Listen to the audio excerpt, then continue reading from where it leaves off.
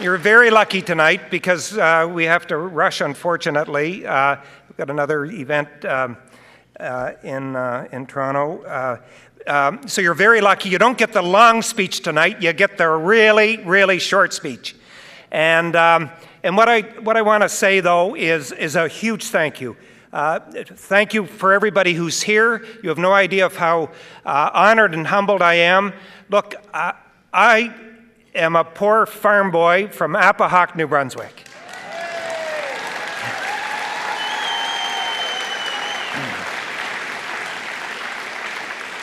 And I've got my brothers and sisters here, and I know what they're saying. They're saying, you were never a farm boy.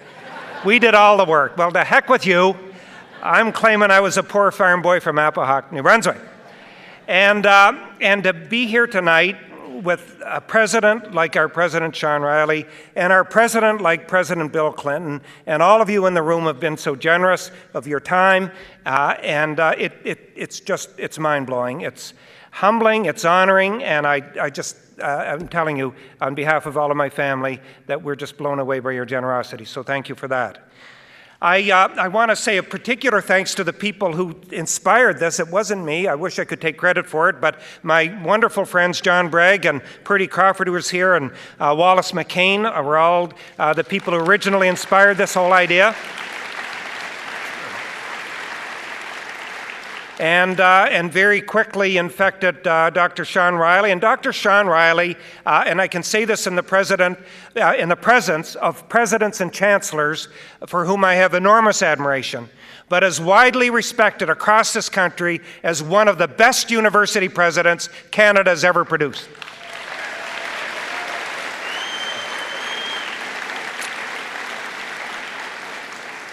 But I'm enormously grateful. I'm grateful to the wonderful support we've had, and I know I'll forget names, but Sobeys, Irvings, Ron Joyce, Fred George is setting up a lecture series in his name, very generous.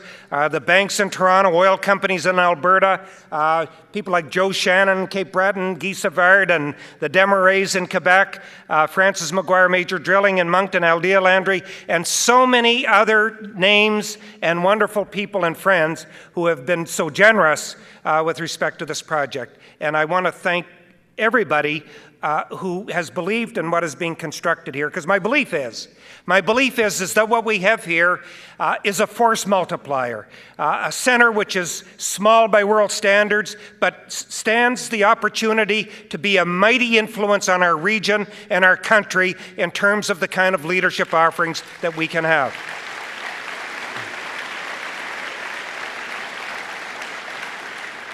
And I also want to say, and really perhaps the final thing that I want to say, is that bringing a leadership center to St. FX is not something that is novel in itself. And it is not bringing leadership to St. FX.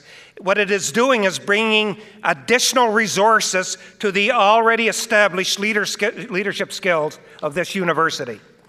Because this university, St. FX, this little university in this very small town in rural Nova Scotia is a crucible for leadership. It's a place for whatever reason, whether it's the oxygen or the DNA, for whatever reason, something that people take it from the air or take from the water, for some reason or other, people who come out of here become enriched and invigorated and passionate about what they're doing and go on to become captains of industry, labor movement, teaching, whatever, prime ministers of Canada, premiers of the province, as the case might be.